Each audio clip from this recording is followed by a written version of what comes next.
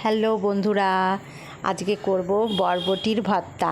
দেখুন বরবটির ভর্তা কি করে করি। বরবটিগুলোকে লম্বা লম্বা করে কেটে প্রথমে সেদ্ধ করে নেওয়া হয়েছে, আর এর জন্য নেওয়া হয়েছে রসুন আর কাঁচা লঙ্কা। একটু বেশি করে রসুন নেওয়া হয়েছে আর একটু বেশি করে কাঁচা লঙ্কা নেওয়া হয়েছে। এটা ঝাল ঝাল হলে খেতে খুব ভালো লাগে। আর এটা মিক্সির মধ্যে রসুন আর কাঁচা লঙ্কাটা দিয়ে এটা ওর মধ্যে বরবটি দিয়ে পেস্ট করে নেওয়া হবে। সবগুলো একসাথে দিয়ে ভালোভাবে পেস্ট করে নেওয়া হবে। দেখুন আমার পেস্ট পুরো রেডি।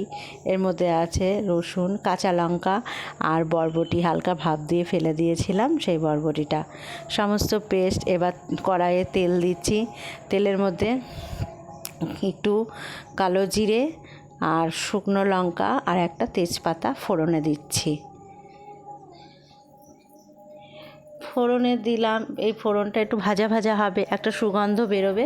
তারপরে এই ভর্তার যে পেস্টটা সেটা ঢেলে দেবো।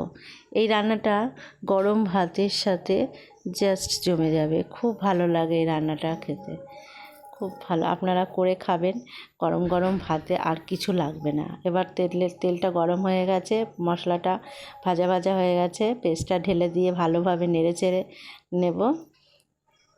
জলটাকে শুকিয়ে নিতে হবে। যে জলটা আছে সেই জলটাকে এবার একটু ওপর থেকে হলুদ দিয়ে দিলাম আর একটু লবণ দিয়ে দেব।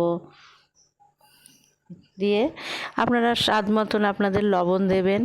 এবার ভালোভাবে নাড়াচাড়া করে একটু শুকনো শুকনো হয়ে আসবে, যে জলটা মরে যাবে তখন নামিয়ে নেব। এটা খুব ইজি রান্না, কিন্তু এত টেস্টি রান্না, এত টেস্টি খেতে, আপনাদের সবার খুব ভালো লাগবে। এই দেখুন আমার রান্নাটা কমপ্লিট।